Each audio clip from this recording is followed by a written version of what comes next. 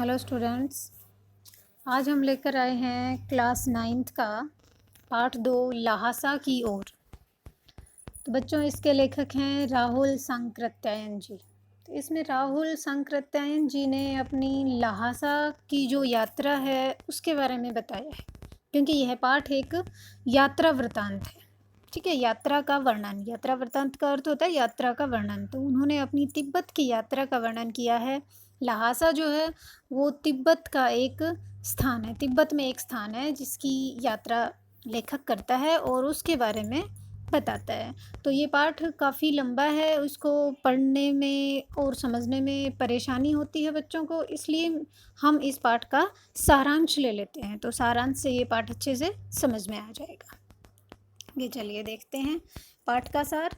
इस पाठ में राहुल जी ने अपनी पहली तिब्बत यात्रा, अर्थात ये जो तिब्बत की यात्रा है ये राहुल जी की पहली यात्रा थी। इससे पहले राहुल जी ने कोई यात्रा तिब्बत की नहीं की थी, उसका वर्णन इन्होंने किया है।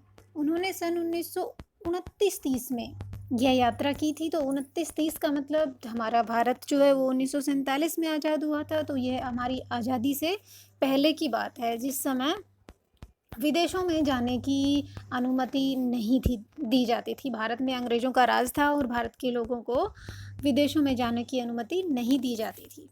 ठीक है, तो नेपाल के रास्ते से की थी। तो इसलिए उन्होंने ये जो यात्रा है तिब्बत की, ये नेपाल के रास्ते से की थी, क्योंकि उस समय भारतीयों को तिब्बत की यात्रा की अनुमति नहीं थी। इसलिए उन्होंने यह यात्रा एक भिखमंगों के वेश में, भिखमंगे मतलब भिखारी के वेश में यह यात्रा की थी।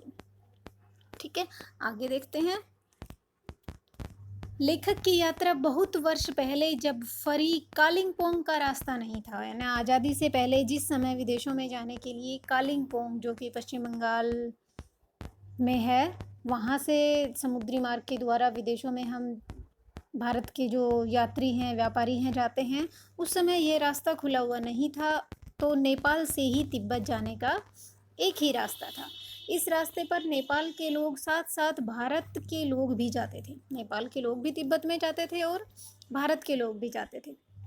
यह रास्ता व्यापारिक और सैनिक रास्ता भी था, यानी व्यापार करने के लिए भी इस रास्ते से लोग जाते थे और सैनिकों की टुकड़ी भी इस रास्ते से जाती थी। लेखक ने मुख्य रास्ता बताया है इसे, ये जो तिब्बत का रास्ता है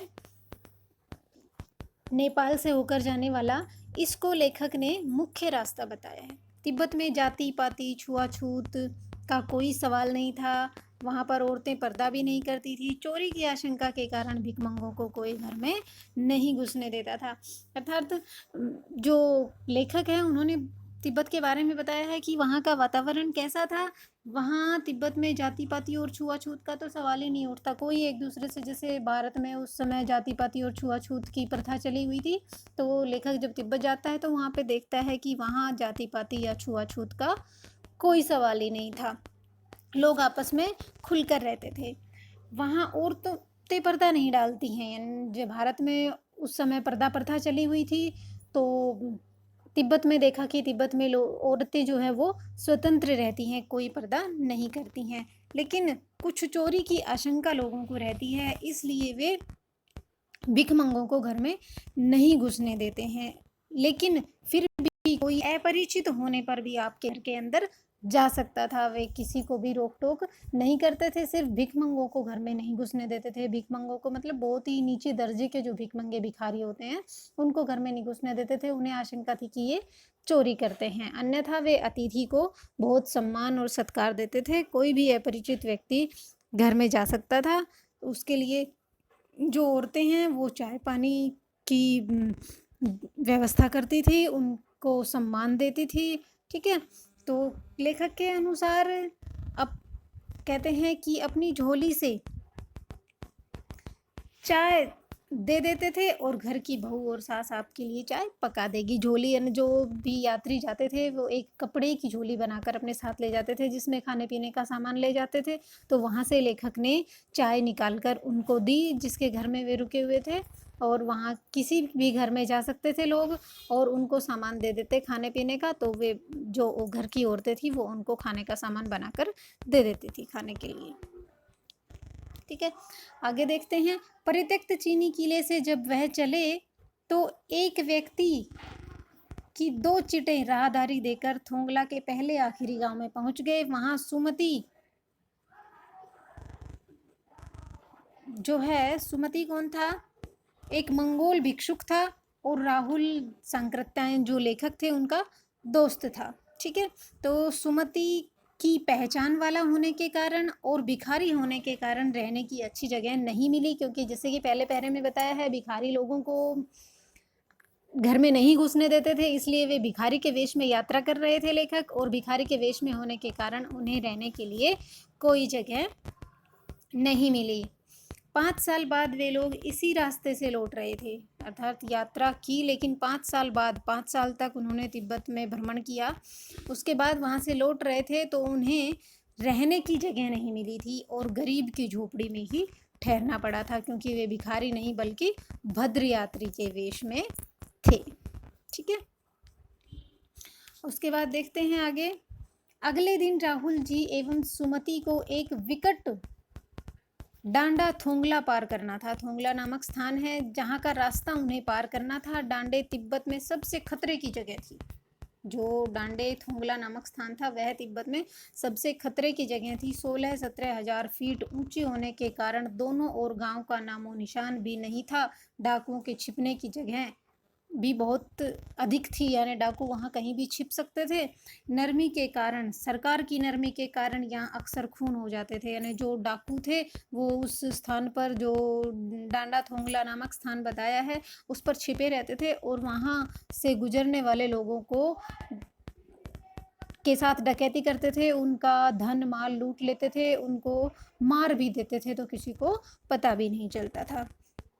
तो क्योंकि वे लोग भिखारी के वेश में थे, इसलिए हत्या की उन्हें परवाह नहीं थी, परंतु ऊंचाई का डर बना था कि इतनी ऊंचाई पर कैसे चढ़ेंगे। हत्या होने की परवाह तो नहीं थी, क्योंकि उनके पास कोई धन माल तो था नहीं, वे तो भिखारी के वेश में यात्रा कर रहे थे।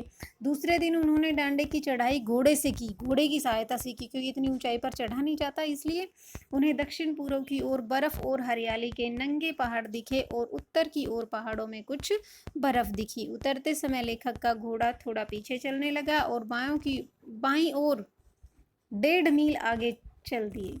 बाद में पूछकर पता चला कि जो लंकोर का रास्ता है वह दाहिने तरफ है, जिससे लेखक को देर हो गई, क्योंकि वे बाईं ओर चल दिए थे और क्योंकि उन्हें रास्ते का ज्ञान नहीं था, और बाद में जब वहाँ रहने वाले लोगों से उन्होंने पूछा तो उन्हें पता चला कि लंकोर की तरफ जाने का रास्ता, जो कि नेपाल से भारत में आने का रास्ता है, वो दाहिनी तरफ है, इसलिए लेखक को उस रास्ते से वापस आना पड़ा और उन्हें देर हो गई।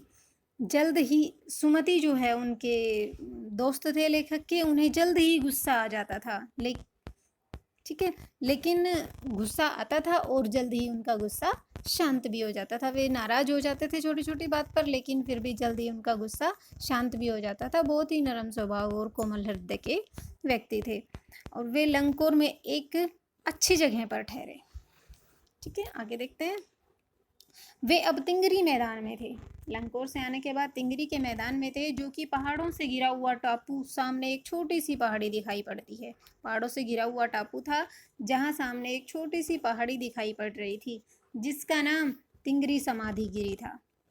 आसपास के गांव में सुमति के बहुत परिचित थे और वे उनसे जाकर मिलना चाहते थे, क्योंकि जो लेखक के दोस्त थे सुमति, उनके जब वे रास्ते से आ रहे थे तो आप आसपास के जो लोग थे वो सुमति के पहचान वाले थे। ठीक है, उनसे सुमति मिलना चाहते थे, परंतु लेखक ने उन्हें मना कर दिया और लहासा पहुंचकर पैसे देने का वादा किया। उन्होंने कहा कि लहासा जब पहुंच जाओगे तो मैं तुम्हें पैसे दे दूंगा, आपको अपने पहचान वालों से मिलने की या मदद मांगने की आवश्यकता नहीं है। ऐसा कहकर लेखक ने उन्हें मना कर दिया। सुमति उनकी बात मान गए और उन्होंने आगे बढ़ना शुरू किया। उन्होंने सुबह चलना शुरू नहीं किया था, इसलिए उन्हें कड़ी धूप में आगे बढ़ना पड़ रहा था। वे पीठ पे अपनी चीज लादे हाथ में डंडा लिए चल रहे थे। उन्हें सुबह सुबह तो चलना शुरू किया नहीं, और दोपहर में चलना शुरू किया तो कड़ी धूप में उन्हें रास्ते में चलना पड़ रहा था। तो इसके बाद क्या करते हैं वो आगे देखते हैं। इसलिए उन्होंने बहाना कर शेखर विहार की ओर चलने को कहा। ठीक है, जब वे दोपहर में चल रहे थे, कड़ी धूप थी, तो जो लेखक थे उन्होंने बहाना बनाकर शेखर विहार चलने के लिए कहा। तिब्बत की ज़मीन में छोटे बड़े जागीरदारों के हाथ में बटी हुई थी। अब देखो, जो तिब्बत की जो ज़मीन है, जागीर है, उसके बारे में बताया गया है कि तिब्बत की ज़मीन कैसी थी, छोटे बड़े जागीरदारों के हाथों में बटी हुई थी। इन जागीरों का बड़ा हिस्सा एक मठों के हाथ में था। मठ जो होते हैं, अपनी अपनी जागीर में हर जागीरदार कुछ खेती खुद भी करता था, जिसके लिए मजदूर उन्हें बेगार में मिल जाते थे। लेखक शेखर की खेती के मुखिया भिक्षु नमसे से मिले। जो शेखर विहार से के रास्ते से जब लेखक को वापस लौट रहे थे, तो वहाँ पे जो खेती का मुखिया था भिक्षु नमसे, उसका नाम था, वह एक अच्छा, उनसे मिले। वहाँ पर एक अच्छा मंदिर था, ठीक है। उस मंदिर में क्या था, बुद्ध वचन की हस्तलिखित 103 पोथियां रखी हुई थी, जिसे लेखक पढ़ने में लग गए। इसी दौरान सुमति ने आसपास के यजमानों से मिलकर आने के लिए लेखक से पूछा, जिसे लेखक ने मान लिया, क्योंकि वे जो बुद्ध की प्रतियां थी उनको पढ़ने में लगे हुए थे। तब तक जो सुमति के दोस्त थे, वे अपने आसपास के जो उसके पहचान वाले यजमान से उनसे मिलने की अनुमति लेखक से ले ली और वे मिलने के लिए चले गए। अब देखिए, दोपहर तक सुमति जो है वो वापस आ गए और लेखक ने जो बुद्ध प्रतियां थी वो पढ़ ली। चूँकि तिंगरी वहाँ से ज़्यादा दूर नहीं था, इसलिए उन्होंने अपना सामान पेट पर उठाया और नमसे से विदा लेकर चल दिए, ठीक है, और वहाँ से अपने भारत में जो है वापस